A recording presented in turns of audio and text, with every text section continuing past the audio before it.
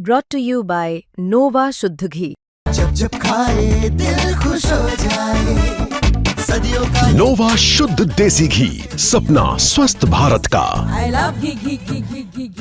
हम इस वक्त पुलवामा के कोयल इलाके में हैं और ये जो घर आप देख रहे हैं डॉक्टर उमर नबी का है।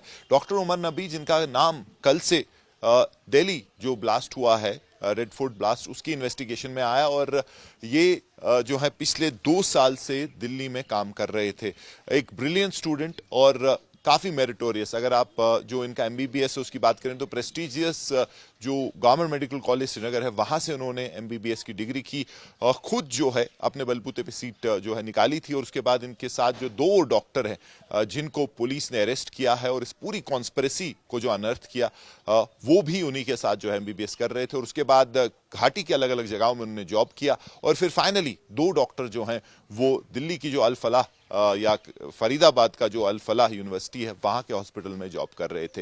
लेकिन इस घर की बात करें तो हमने फैमिली मेंबर्स से बात की और उन्होंने कहा कि जुम्मा को यानी कि फ्राइडे को लास्ट उनसे बात हुई थी और उस वक्त सब कुछ नॉर्मल लग रहा था। वो ये कह रहे थे कि वो बिजी हैं, यहाँ एग्जामिनेशन चल रही है और फ्राइडे के बाद से उनका फ़ोन स्विच ऑफ हो गया।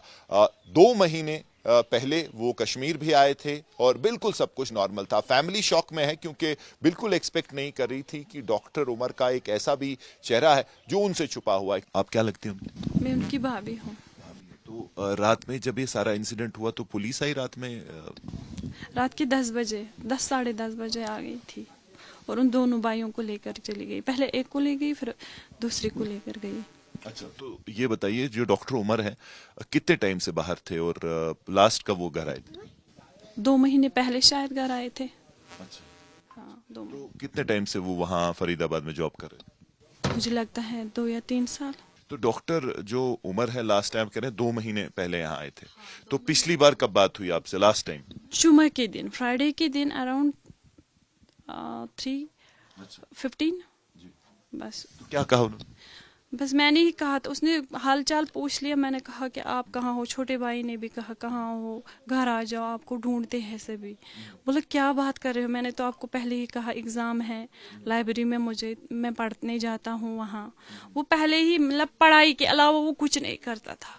दिल्ली ही नहीं पूरे भारत को झकझोर देने वाले लाल किला ब्लास्ट के तार फरीदाबाद के अल फलाह यूनिवर्सिटी से जुड़ रहे हैं। तीनों ही संदिग्ध आतंकवादी उमर, मुजम्मिल और शाहीन जहां पर बतौर सीनियर डॉक्टर कार्यरत थे और आज सुबह से देखा जा रहा है कि दिल्ली पुलिस की क्राइम ब्रांच की जो टीम है यहां पर इंटेरोगेशन करने के लिए, पूछताछ करने के लिए आ रखी है। आपको मैं अपने आगे तस्वीरों में दिखाना चाहूँगा कि इस समय मैं अल फलाह यूनिवर्सिटी में हूँ और सूत्रों के मुताबिक अभी तक 52 लोगों से पूछताछ की गई है जिसमें यूनिवर्सिटी के वाइस चांसलर हों, साथ ही जो वो लोग जो इन तीनों ही संदिग्ध आतंकवादियों के करीबी बताए जा रहे हैं, चाहे नर्सिस हों, डॉक्टर्स हों और चाहे उनके साथ काम करने वाले, उनके साथ नीचे पढ़ने वाले जो बच्चे हों, उनके साथ भी पूछताछ की जा रही। तकरीबन 6 जूनियर डॉक्टर्स को जो बताया जा रहा है पूछताछ के लिए डिटेन कर लिया गया है। इस मामले को लेकर देखा जा रहा है कि क्वेश्चनिंग का जो दौर है, इंटेरोगेशन का जो दौर है, पूछताछ का जो दौर है वो जारी है।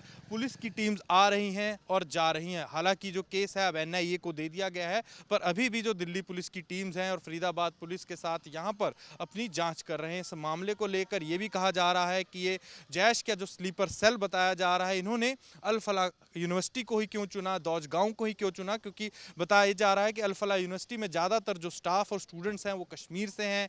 दौज गाँव की भी जो आसपास की आबादी है वो मुस्लिम आबादी। और कल दौज गाँव से ही देखा गया कि मुजम्मिल के घर से तकरीबन 2900 किलो एक्सप्लोजिव जो है मटेरियल पाया जाता है। इसके बाद अब जो एजेंसियां हैं वो इस मामले की छानबीन कर रही हैं, पर बड़ा सवाल ये कि दिल्ली के दिल के पास, फरीदाबाद के पास ये कैसे आए, कैसे जो इतना एक्सप्लोजिव यहाँ पर इकट्ठा हुआ और अब जो जांच के तार हैं वो कहाँ कहाँ जुड़ेंगे।